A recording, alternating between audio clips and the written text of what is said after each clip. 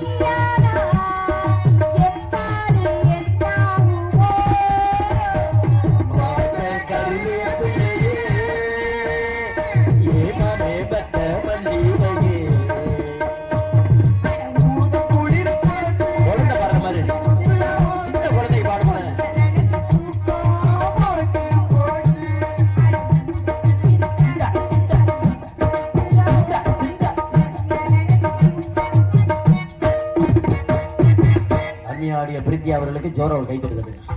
என்ன வந்திருக்க 2 டான்ஸருமே திறமையான டான்சர்கள்.